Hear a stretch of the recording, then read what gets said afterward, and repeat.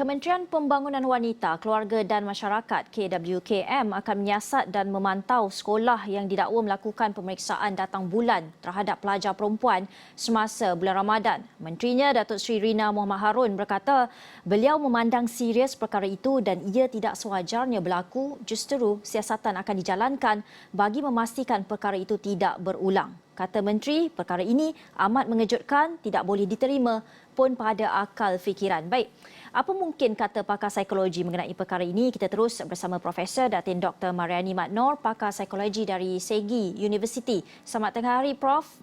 Ya, selamat tengah hari, Gigi. Prof, tindakan melakukan spot check datang haid atau datang bulan ini menurut Prof, adakah ia satu tindakan yang melampaui batas atau ekstrim?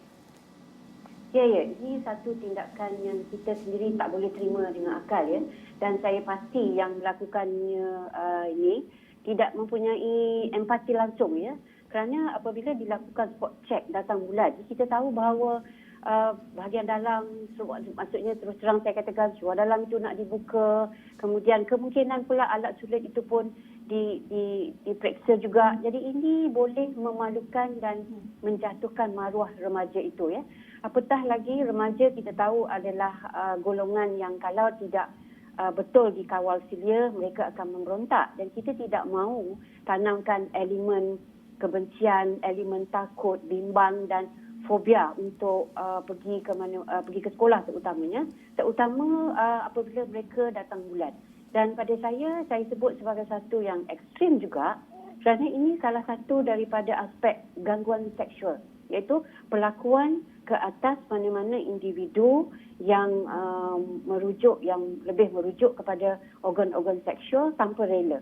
Jadi pastinya perkara ini dilakukan tanpa rela pelajar-pelajar itu sendiri, tetapi mereka akur. Kerana maklumlah kalau di sekolah itu mereka akur dengan cikgu-cikgu, mereka akur dengan pentadbir-pentadbir sekolah, dan ini memang satu yang amat, kalau kita sendiri, orang di luar sendiri mendengarnya pun, kita tak boleh terima dengan akal. Dan saya sendiri memang amat-amat terkejut kerana impak psikologi pada remaja ini memang sangat membimbangkan.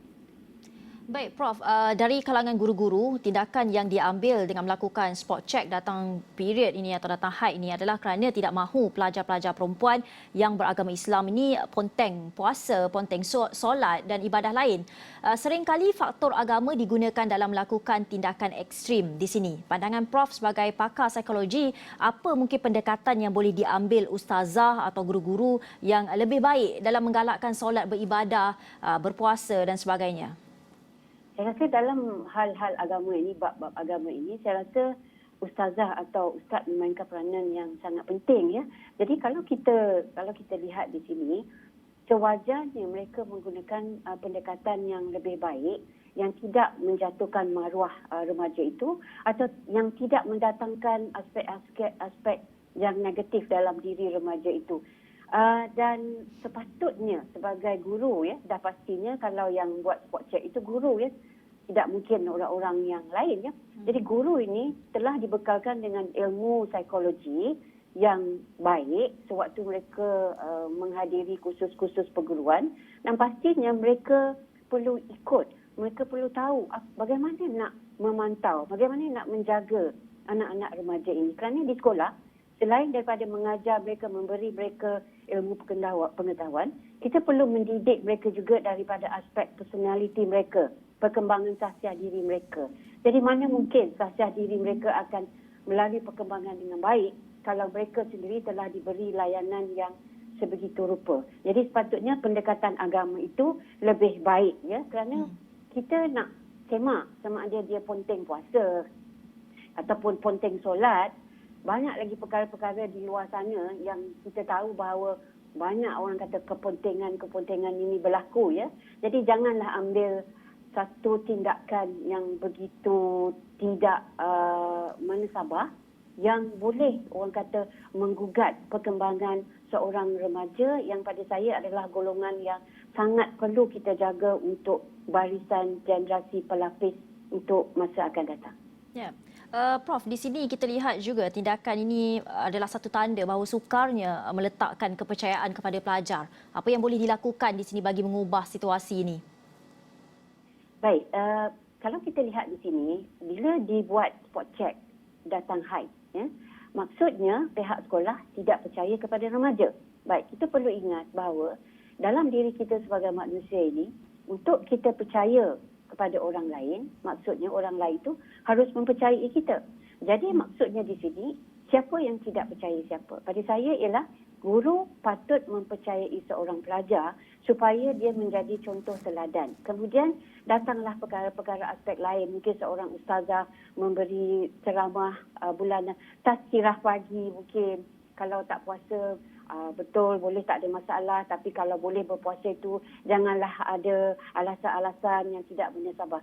Jadi menggunakan alasan agama untuk perkara-perkara supaya anak-anak didik ini atau terutamanya remaja berkelakuan seperti adanya, perlu kita lihat juga ya, apa yang perlu kita buat. Kerana banyak lagi alternatif lain. Kerana kalau seseorang itu tidak berpuasa, memanglah itu kalau kita dari segi Islam, boleh berpuasa tetapi tidak berpuasa. Kita tahu itu satu yang haram, ya, tidak boleh berlaku. Tapi sewajarnya perlu ada pendekatan yang lebih halus. Maksudnya soft approach supaya tidak mengganggu gugat ya perkembangan dan pertumbuhan seorang remaja itu, yang mana pada saya sekarang ini remaja itu kesannya ialah dia hilang kepercayaan kepada orang yang lebih dewasa, terutama kalau di sekolah itu hilang kepercayaan pada guru. Ya. Walaupun dia sendiri ada alasan-alasan yang mungkin tidak tepat, tetapi kepercayaan di situ makin lama makin terhakis. Sedangkan seorang remaja yang merupakan pelajar sekolah seharusnya menjadikan guru sebagai role model yang baik. Jadi seharusnya pula lah ya, guru menunjukkan role model yang begitu baik juga pada anak-anak didiknya. Ya, baik Prof. Terima kasih untuk pandangan berkenaan. Itu tadi Profesor Datin Dr. Mariani Mak Noor, pakar psikologi Segi Universiti.